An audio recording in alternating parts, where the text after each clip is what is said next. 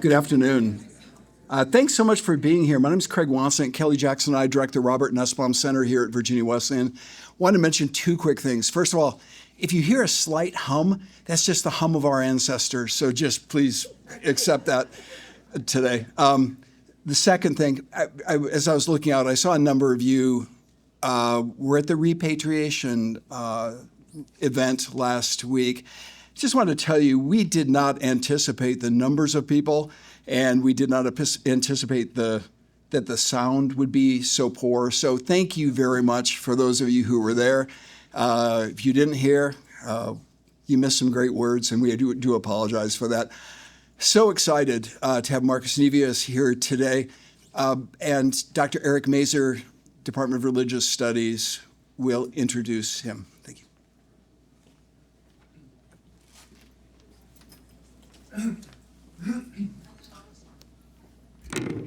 Thank you.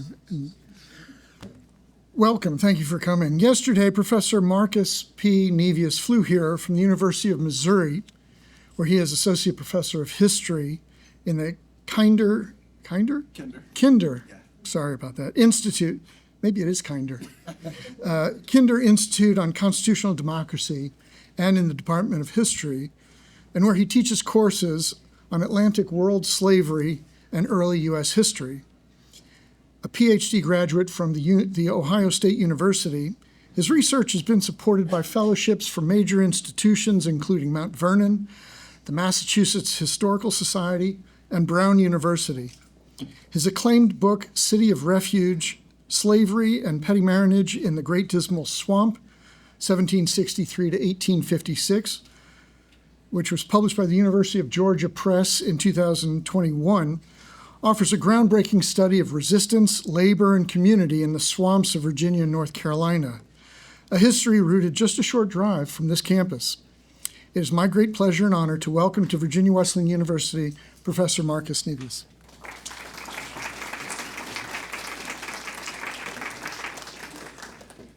Good afternoon, everyone. Let me try this again to make sure that you can hear me. Good afternoon, everyone. Good afternoon. All right. It is my distinct pleasure to be here in front of such a warm audience here at Virginia Wesleyan University. As is the custom for such talks, I have a couple of thank yous that I must make sure I get out.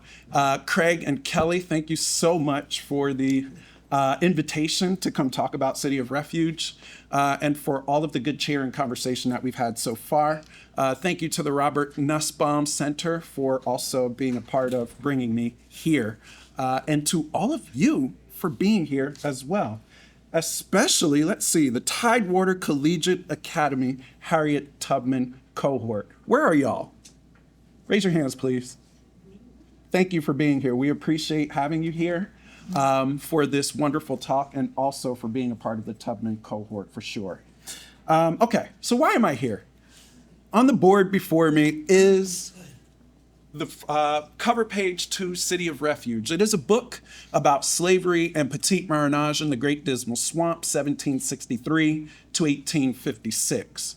And what you see here is an image that was captured by David Cronin in 1888 called Fugitive Slaves in the Dismal Swamp. The year is 1888 when David Cronin sits to sketch out, oil on canvas, this image of what he saw to be enslaved people in the swamp. You see here in the foreground of the image. But I also want to draw your attention to the background of the image, where here we see images of soldiers mounted on horseback.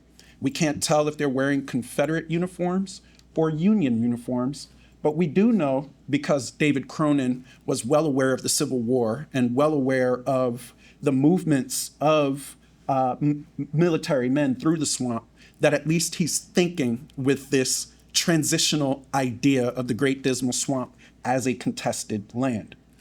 And so I want to begin there. The Dismal Swamp is contested land on multiple registers.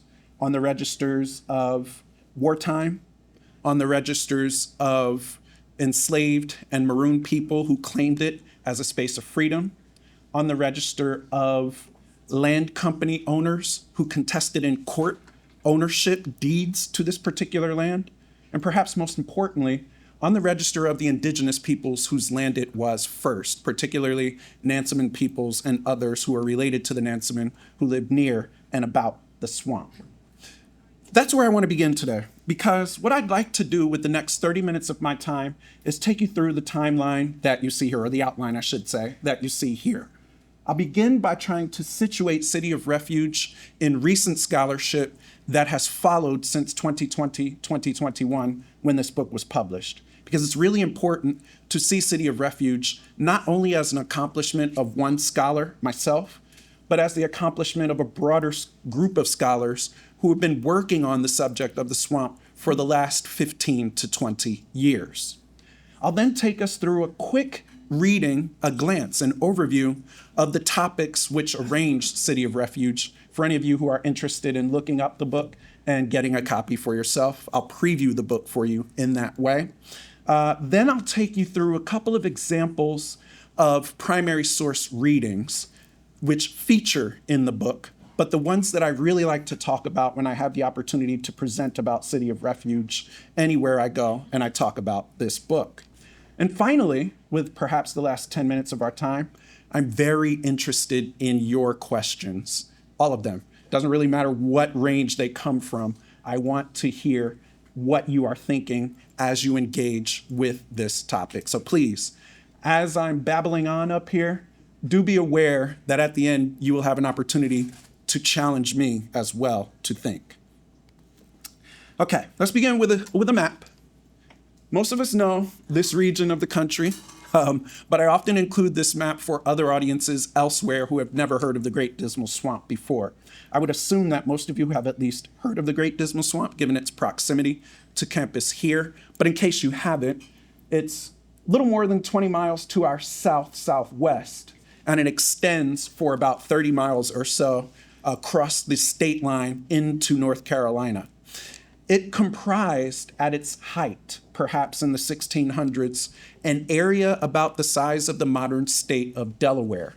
But today, it is only about 1/10 of that size in the geography that is protected largely by the United States Fish and Wildlife Service and the state of Virginia and the state of North Carolina, or I should say more accurately, the Commonwealth of Virginia and the state of North Carolina.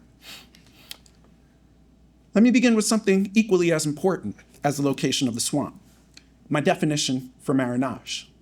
The definition can be essentialized as such: the most pervasive form of community formation, resistance, negotiation, and enslaver accommodation in the history of the Atlantic world. And to me, that is not hyperbole. That is the fact. Here's why. We can trace to the observations of people including Sir Francis Drake, the presence of African-descended Maroons in places like Panama, dating to the middle 1500s. We can look to other contexts, Pernambuco in Brazil, the mountains dividing Haiti from the Dominican Republic, or what today are the nations of Haiti and the Dominican Republic, and perhaps most famously, the mountainous interior of Jamaica. So I'll take a moment here to acknowledge that Jamaica has also witnessed a hurricane recently, and that Jamaica needs our prayers for sure. I published this line in an article that debuted in History Compass in 2020, shortly after City of Refuge was published. And I did so in part to try to help people contextualize more broadly the history of the Great Dismal Swamp, to place it at least in the context of the Anglo-Atlantic world. But I should also note that the Atlantic world more broadly, the Spanish Atlantic, the French Atlantic, the Portuguese Atlantic, name an Atlantic, all dealt in one way or another with some presence of people of African descent, perhaps engaging with people of indigenous descent, who claimed spaces proximate to slavery colonies in order to resist in what we see today as this practice of marronage. But now, how does that set a foundation for the history of the Great Dismal Swamp? That story, in my instance, begins with a book by Charles Royster, which sought to document the fabulous times of George Washington. Royster published that book in 2001. He investigated the Dismal Swamp Company records in order to publish that story. It was a fascinating story of the land disputes that occupied the Dismal Swamp Company's time, that helped us to establish the Commonwealth of Virginia, the state of North Carolina, that ultimately gave us a wonderful history of the public-private partnerships which define the contest for land in the Great Dismal Swamp. It won the Parkman Prize, so it was well received by Royster's peers in 2001.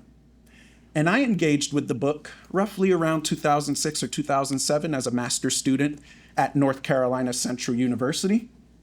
And as master's students tend to do, I took issue with the book. Why did I take issue with the book? It was a book based on slavery's history, which did not feature much of anyone who was enslaved in the swamp. This was, in other words, a story about the companies who contested about the lands of the swamp. It was a story of land speculation that was, in my view, void of the most important characters in that history, the enslaved people whose labors were exploited to stand up these companies. And so I did some more research, and I talked with my master thesis director, Freddie Parker at North Carolina Central University, who mentioned to me an archaeologist who he'd heard was digging about the Great Dismal Swamp. That man's name is Daniel Sayers. He is on faculty today at American University. He, at the time that I was doing my research or starting the research for the project that ultimately becomes this book, was a Ph.D. student at William and Mary, doing his field work in the Great Dismal Swamp, largely by himself, going out day by day, week by week, identifying the sites where slave labor camps were, where Native American people lived, and ultimately where those who resisted slavery as Maroons decided to set up camp as well. Now, to me, that was fascinating as someone who was then a little younger than I am now, because ultimately what it meant was that a swamp could be seen as a landscape that could sustain community, that could sustain resistance. That in fact it was more than just the site of contests over land claims. It was more than just a site where timber could be exploited. It was more, especially to the people who lived there, in my view, at that time. And so I did a little more work. It occurred to me that Dan Sayers had begun to publish some of his work. I started there. I then went on to Ohio State to begin my Ph.D. At that point, I decided fully to become an historian. That largely meant that I had to spend most of my time in libraries and archives looking at the primary source materials far away from the swamp. But that was kind of boring. And so I talked with my faculty at Ohio State. And one, Alan Gallay, introduced me to a number of people who knew Dan Sayers. That's the back end of this story in some way. Conversations between a student and faculty to generate common interests. And ultimately it produced for me an invitation to join Dan Sayers' last undergraduate field school out of American University in 2013. That was fun. I drove down from Columbus, Ohio. We set up in a house over in Isle of Wight, and we drove from Isle of Wight into the swamp every day between May and early June 2013. And I see some faces. It's humid. It's buggy. It's wet. It rains here randomly. I want y'all to just imagine that for a moment. You're in the swamp. You're 3/4 of a mile off of a towpath, which is 5 or so miles from the nearest highway, from the nearest entrance to the southern end of the swamp. And the skies open up on you. What do? You hunker down, right? But you also learn experientially about what it might have taken to actually live in this swamp. And it's that perspective particularly taken together with the primary source materials which comprised the source base for City of Refuge that created, at least for me, a keen experiential piece, which allows for me to speak with some kind of perspective on the swamp's history today. Now, I want to note here Dan Sayers' Great Dismal Swamp Landscape Study. That is the record of the material culture of the swamp, more than 3,000 unique artifacts that Sayers and his teams have recovered from the swamp of the swamp's human history. You can go on his website at American University and follow the links to this to find the study if you're interested in the material culture record of the swamp. But I also want to note the quote that I listed here.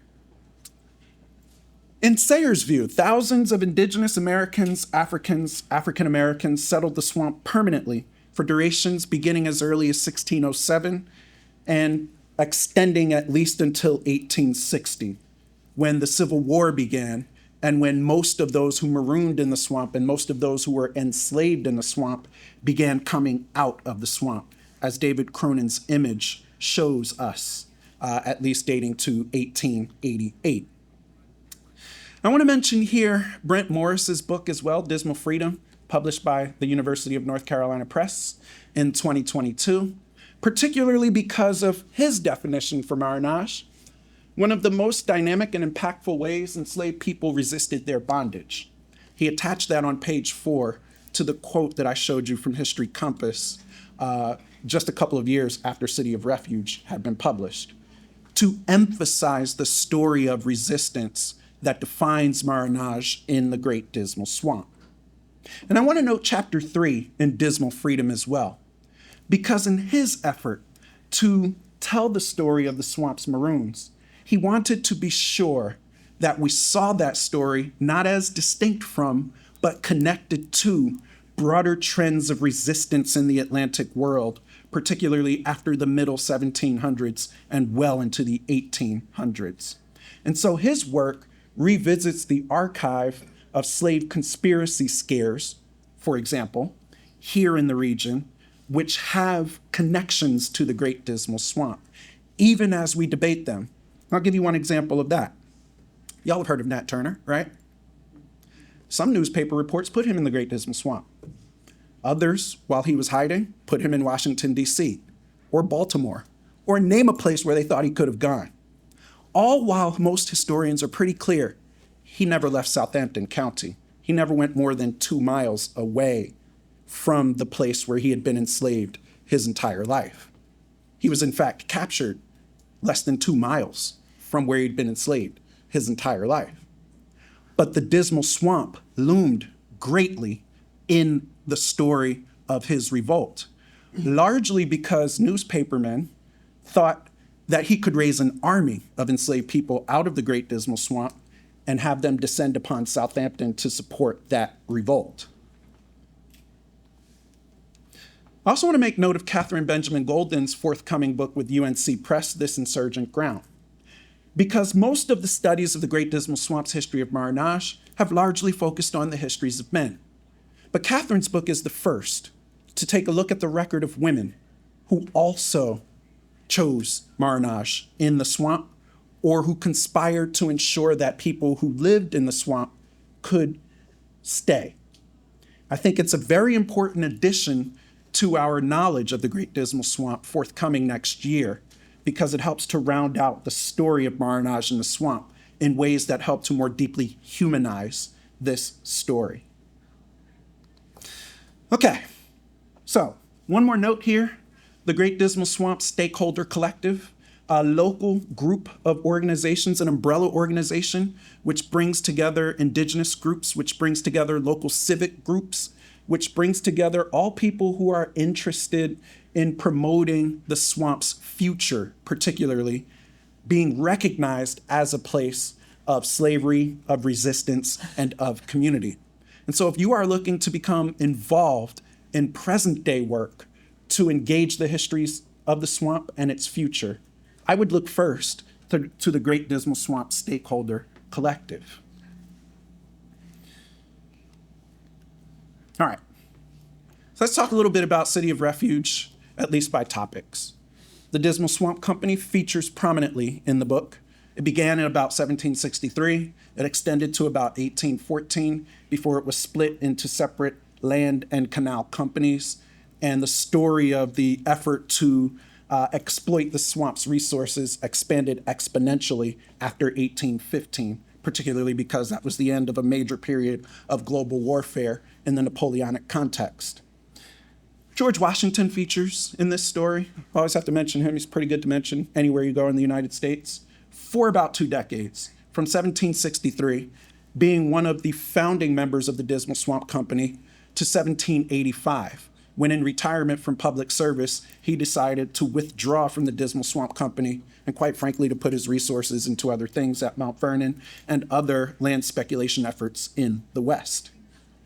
Dismal Plantation is a site in the swamp which features prominently in my book from 1763 into the 1790s, as it's one of the places that has the most sustainable primary source record of human interaction with the swamp. Both the enslaved people who labored at the swamp and Maroons who, proximate to Dismal Plantation, were a part of the story as well. More on that second part in just a moment. There's John Augustine Washington, George Washington's beloved brother, who was one of the first overseers at Dismal Plantation, at least until the British imperial crisis became real here in Virginia, and he returned to Fairfax in 1774 to help organize the resistance effort against Britain. But there are other lesser-known Virginians involved in this history as well. Richard Blow, the commission merchant, whose records were quite useful for me in finding enslaved and marooned people who engaged in the swamp. Samuel Proctor, an agent for Richard Blow, whose writings, almost on a daily basis for a number of years, provide evidence of what's happening in the swamp. And it's one of the ways that I tell the story of the Maroons in the Great Dismal. There's another agent, James Holliday. But then there are the folks whom we might look to as Maroons as well. And one of the most important people, at least I've recovered in City of Refuge, is a man named Edmund Booth. Now, Edmund Booth was interesting to me, largely because he labored as an enslaved person in Gates County, North Carolina, in a slave labor camp for a number of years. He's entered each year into the Gates County Register, as was the practice by the middle 19th century, identified as enslaved. But then he disappears from the register for a year, and he returns the year later, noted as free. And by the late 1850s, I found him in other county documents listed as enslaved again. And so herein lay the rub, particularly for the reason why such a history of slavery's resistance is vitally important to understand in a place like Virginia. Now, you may know about the history of Virginia that slavery was in flux, more or less, over the course of its history after the American Revolution. You may know that Virginia, between 1782 and 1806, permitted private manumissions, but then moved away from private manumissions after 1806, with the requirement that anyone who had been freed under those dictates be removed from the state within a year. What this meant is that after 1807, Virginia had a free black population of more than 30,000 people, which was a problem for Virginia's enslavers who sought to protect the institution in perpetuity. So much so that 50 years later, 1857, Virginia passes a law which we know today as a re-enslavement law. What ultimately it created was the legal mechanism by which an enslaved person could choose to become enslaved again. 1857. That's the context for Edmund Booth's story, at least in my view. Now, I'm not entirely sure, given the scant record, if he chose this for himself or if he was labeled to be enslaved again. Where he moved about the swamp when he wasn't documented in the Gates County Register. But the presence of the Gates County Register itself was to mark him a certain way. And herein lay the rub of the story of slave resistance, of marronage, and of freedom that the Dismal Swamp can be so instructive in helping us to understand. And then perhaps there's the most famous character in the story, Usman the Maroon, who I'll come back to in just a moment because his image is quite poignant.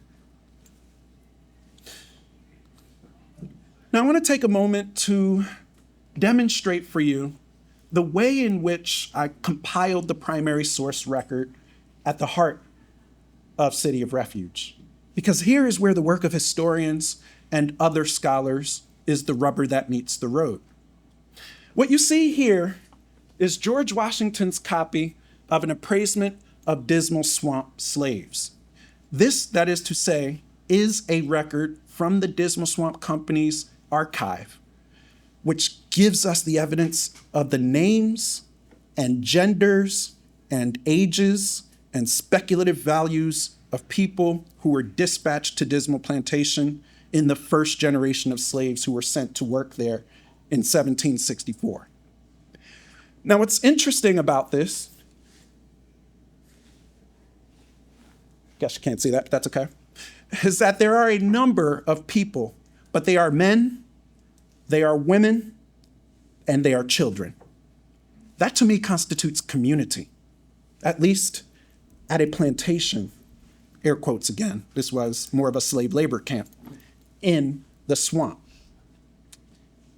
Now, there are more than 50 people on this list alone. And Dismal Plantation, for those of you who are not aware of the swamp's local geography, was located in the northwest sector of the swamp. Not too far from the swamp's edge, near today where the Washington Ditch entrance to the swamp is, southwest of here. More than 50 people in one location at the swamp. Men, women, children. Now, some historians have done further research to give us a bit more about who some of these people were. We can take a look at Harry, for example. Harry, up here at the top, I'm sorry, right here. Listed under George Washington. We know that Harry spent a little bit of time at Dismal Plantation in the 1760s, but then was called out of the swamp and moved to Mount Vernon, one of the farms at Mount Vernon in the 1770s. We know that during the war, the Revolutionary War, he escaped from Mount Vernon. And we know that he was transported subsequently to New York, where he chose to leave with the British at the end of the war in 1783. And he is recorded in what is famously called the Book of Negroes in 1783, bearing Washington's last name. He becomes known, that is to say, as Harry Washington, as he leaves New York, crosses the Atlantic Ocean, and lands in Sierra Leone, the new colony that the British had set up for freed blacks in the British context. Now, in Sierra Leone, we also know that Harry Washington was known to be a leader of a small revolt. So we know that to some degree, Harry Washington probably has this resistance effort, this ethos, as part of his personality. But I also want to point to Jack and Venus. Jack and Venus are also in the swamp in the 1760s, but we know that they too are removed from the swamp by 1771. We know this because they escaped from their enslaver, Nathan Burrell, in the early 1770s. And when he advertises for their flight, he lists them as suspected to be married. We don't know if that relationship began at Dismal Plantation or if it developed over time. But we do know that that is yet another indication of community in the swamp. And that's the thread that I think is most instructive for us, at least as we think about this story today. We know of other people.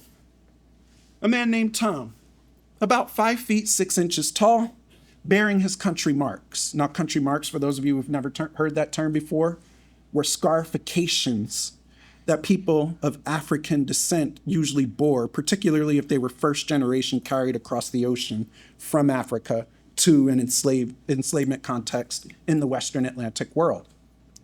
But we know that this person, Tom, is probably on the lam from Dismal Plantation from 1768 until about 1783 or 1784. He's literally hiding about the swamp, ducking in and out of the swamp. And we know this because of subsequent runaway advertisements and a letter in company records when he's finally captured where a company agent is asking a company member what should finally be done with this person, Tom. The company membership decided to instruct the company agent in this instance that Tom should be sold away, which was one of the punishments, particularly for those who continued to be restive or resistant. But Tom created a bit of a quandary for my research because there could have been as many as 3 Toms, depending upon which source I'm looking at. And it took the work of triangulating the sources to develop an actual portrait of Tom such that I might be able to identify at least one as the person who appears in the records in the 1780s. There are other sources as well. These are planter George Blow to Richard Blow, George Blow to Samuel Proctor, the very substance of the daily reports coming out of the swamp in company agents' hands, explaining who's working where, who's not coming to the plantation when they're supposed to be there, and other contextual elements which help to undergird and provide evidence for the story in City of Refuge. And then there's the actual source that sent me on this rabbit hole first to begin with. It comes out of the city of Boston in an abolitionist pamphlet called The Liberty Bell in the year 1852. Boston, 1850s. A story called The Virginia Maroons. How? Why would Edmund Jackson, a relatively obscure abolitionist whose brother was far more famous, by the way, be writing about the Great Dismal Swamp, calling the people who resisted in the Great Dismal Swamp Maroons, and in the first paragraph, comparing their history to the West India Islands, specifically Jamaica, Cuba, and Santo Domingo? Now, unfortunately, my research of Edmund Jackson failed to yield his library, so I don't know what he was reading. And I asked, let's be clear, I asked as many people in New England as I could possibly write to say, who is this Edmund Jackson person and where is his library? How does he know this? That's a bit of an open question, at least as City of Refuge has been published, and it's a bit of a question that I'm pursuing in my current work. But beyond those questions, Edmund Jackson chose the Great Dismal Swamp and chose to characterize the enslaved people's resistance he saw in it as Marronage. The only answer that I have to date as to why he would have even known about the Great Dismal Swamp from a place like Boston is because I did find evidence that he did visit the Great Dismal Swamp. He was in the number of early Republican men who decided to make a patronage to Mount Vernon right around 1819 or 1820. And I suspect that he learned during his visit to Virginia about this thing called the Great Dismal Swamp, some 30 years before he decided to characterize its history of slave resistance as Marronage.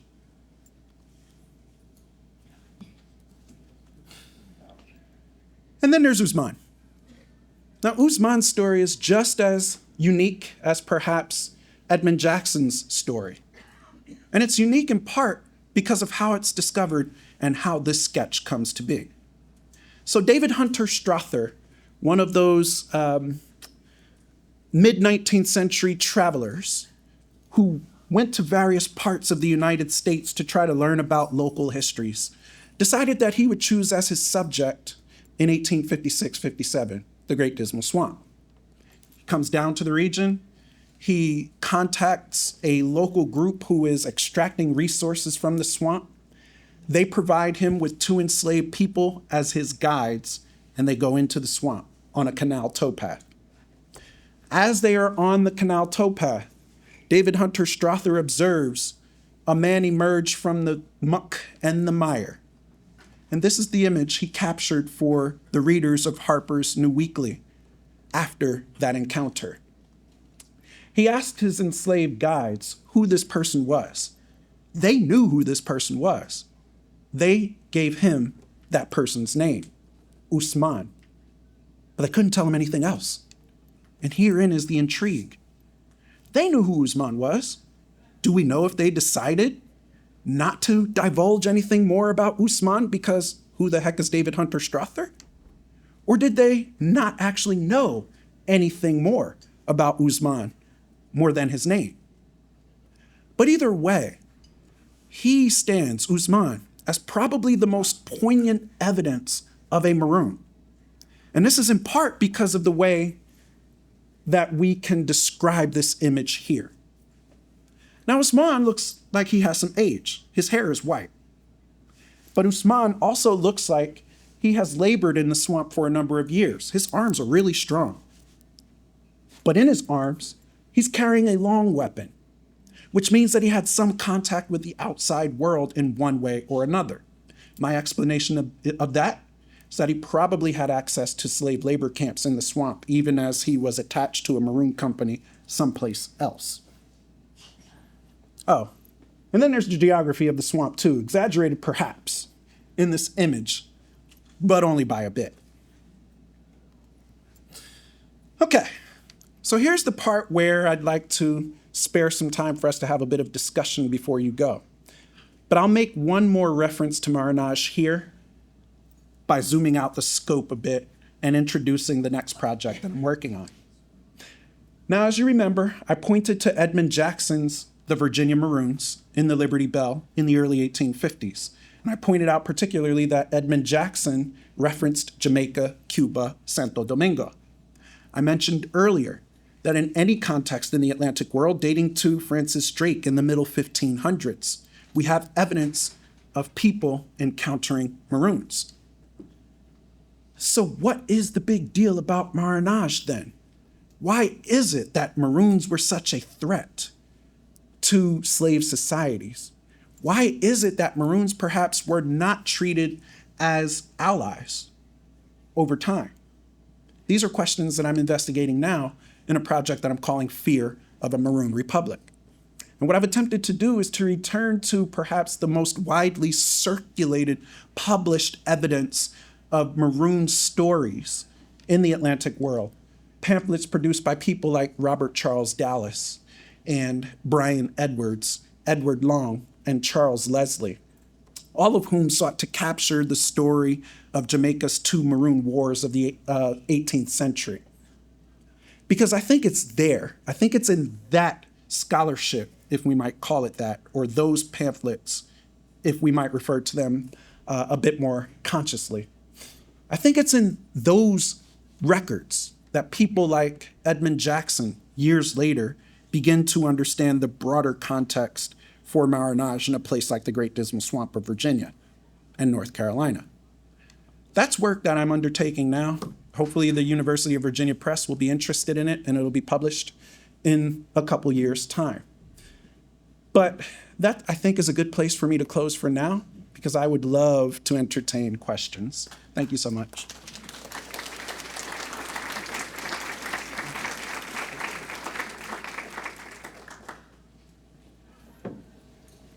Yes. This is just a very, very, very basic question. So frequently when I've thought about this, I've thought about, people escaping through the swamp, and that's the only perspective I've thought of. I haven't thought of formerly or enslaved people working there. Could you describe a little more, just in kind of day-to-day terms, what's the relationship between people who are formerly enslaved and working there and the people who have escaped there? And could you talk a little bit about just sort of daily life economics? Do some people get up and go, it's time to go to work, or? Yeah. Craig, those are really, really good questions, actually, because two reasons. The first, I'll answer directly. In City of Refuge, I sort of leave that relationship ambiguous to sort of reflect what's in the records, right? The ambiguity, that is to say, of slave labor camps in certain sectors of the swamp, suspected Maroon camps proximate to those slave labor camps, and the relationship between the two. In some of the land company records, it's really difficult when you do the math to add up the number of staves that a small population of enslaved people at one labor camp are able to produce over time without thinking about where else they might be receiving timber from other parts of the swamp. But to answer the question more directly, the slave labor camps sort of expand over time. So in the 1760s, 70s, anytime around the American Revolution, these are really limited, small, sort of. Dismal Swamp is one of the largest. It's about 60 people. But most of them are really small. They're roughly 5, 10, 15, maybe 20 people at the most. And they're dispersed throughout the wide 40,000-acre geography of the Dismal Swamp itself. By about the 1820s, and especially after the 1830s, the camps expand. The technology that they're able to use to source timber, to produce staves and other timber goods, expands. And the size of these camps by about the 1830s, 1840s, the labor camps, that is to say, are in the low hundreds, so 100, 200 people in certain places. Day to day, the enslaved people are expected to labor sun up to sundown, 6 days a week, with Sunday potentially off. And this is going to sound really weird in the way that we understand slavery today, but they are also afforded some holidays.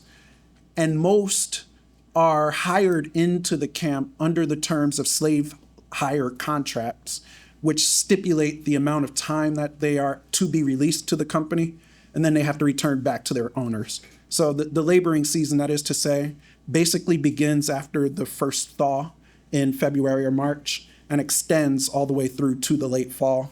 And then in the wintertime, most enslaved people who are at those slave labor camps are generally back with their enslavers wherever those places are. And the only industry is timber? No, so it's primarily timber, especially over time. But prior to the American Revolution especially, it's also speculated to be a good site for naval stores, turpentine and the like. That didn't work out very well. And also hemp, which didn't work out well at all. And Washington's generation believed that they might even be able to produce rice, which didn't work out well at all. There's a theme here. Oh, man. I'll start here. Would you be interested in doing another kind of analysis like this with, say, like the Everglades? Is there any history of like marronage in the Everglades that you have found? Man, that's a really good question. Florida is a big hole in my knowledge, first of all, except to say there is a history of marronage in 19th century Florida, especially, particularly as the United States begins pushing into indigenous Florida. And the indigenous groups to the north of what is today Florida begin moving into the Panhandle and through processes of ethnogenesis ultimately become the Seminoles. We know that the Apalachicola and other smaller groups are ultimately welcoming enslaved Africans who are running away from owners north of what is today the Florida line.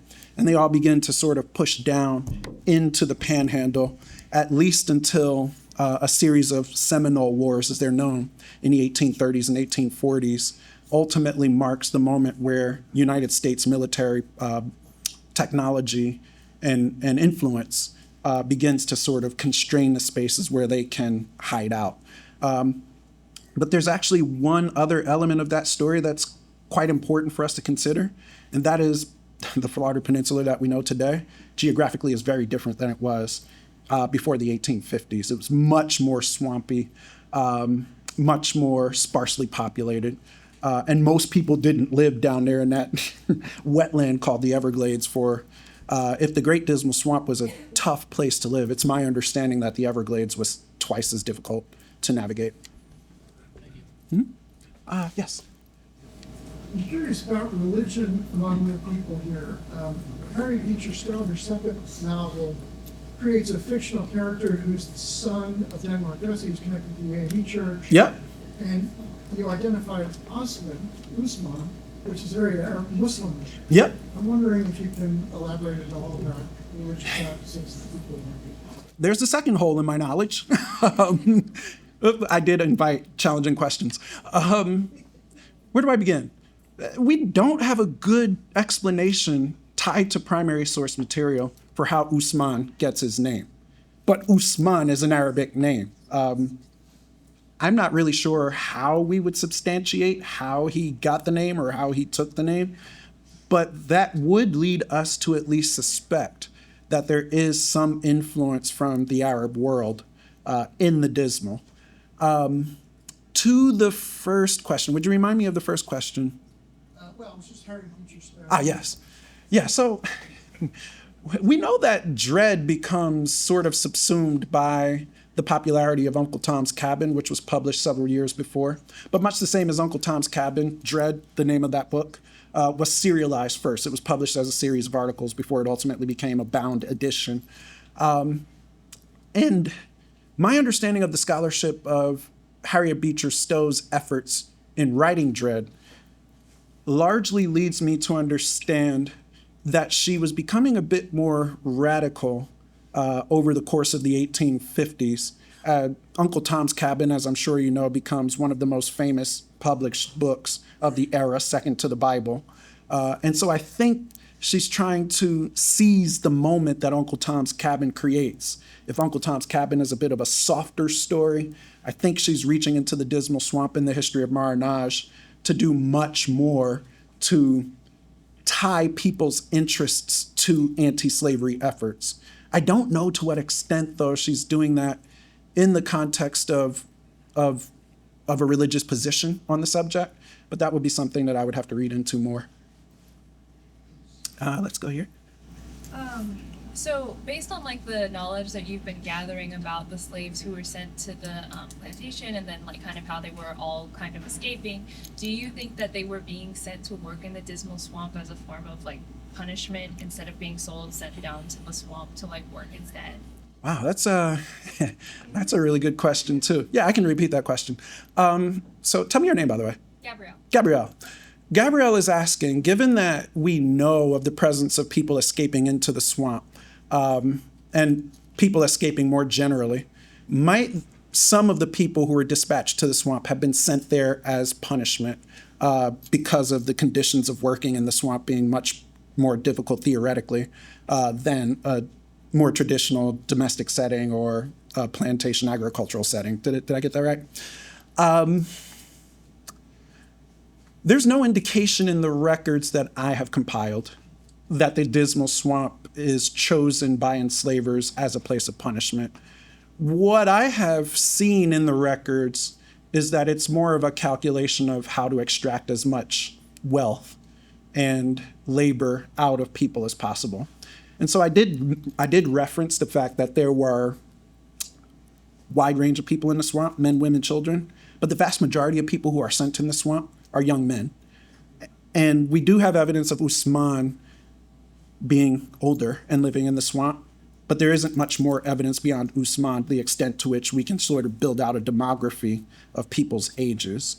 All that to say, I think it would be contrary, this is just my speculation based upon the evidence that I've gathered, that enslavers were actually choosing healthy people to send out into the swamps because they would be the people who could perform the arduous labors the most efficiently and who could survive the conditions of the swamp. So less punishment, more a selection of perhaps the most fit to be in a swamp context, but that would be speculation. Yes. Let's see. Take a few questions from this side, shall we? Are there any descendants that you know of? Yes, I don't know them though. As historian, I haven't done a lot of that work, but I can say that Catherine Benjamin Golden and a number of scholars out of Cal Berkeley have done some of that work to identify in the local communities people who might be able to trace their histories to the swamp. You're welcome. And I would also note that probably the person who would know the most is Warren Miltier, and he's currently at George Washington University in the history department. You're welcome. Just one more question. Okay. I'll go back here. Or shall we go there? No, go ahead. I hear an important thread in your lecture about community. Yes. I'm not connecting why that seems to be a significant factor for you for particularly the Dismal Swamp. Yes, that's a very good question, which I can actually speak to better than many of the others. Long and short is there are long-standing debates among scholars who, of a previous generation, characterized slave flight closer to the letter of the contemporary laws. So in other words, the questions of fugitivity, the questions of motivations and the like, to the extent that we can't draw from runaway advertisements deep indications of community. But we know on the other side of the scholarship of Marronage that Marronage is very much about community. Maroon communities in Jamaica, for example, constitute what we understand community to be. Customs, cultural customs, local institutions, leadership structures, and the like. So for me, in the Great Dismal Swamp, there isn't much evidence in the primary record of the markers of community, but it's hard for me to dispense with the idea of community altogether simply because those markers aren't in the primary record. That's the tension you hear. You know, I think you've been raising your hand. If we could do one more question, then that would be great. Okay, I'm sorry about that. I've been fascinated since you mentioned Tom, Yes. specifically because you said he had 4 scars across his face from his country. Yes. Being from Ghana, West Africa, where we do have that scarification practice, and possibly Nigeria, and possibly Togo, there are only 2 or 3 countries that he could have been from. Were you able to identify, or was that? Could you repeat that? Yes. Yes. So the question is about my mention of Tom's country marks earlier, the markers of scarification, which are recorded in a runaway advertisement. Can I make a speculation of where in West Africa he was from?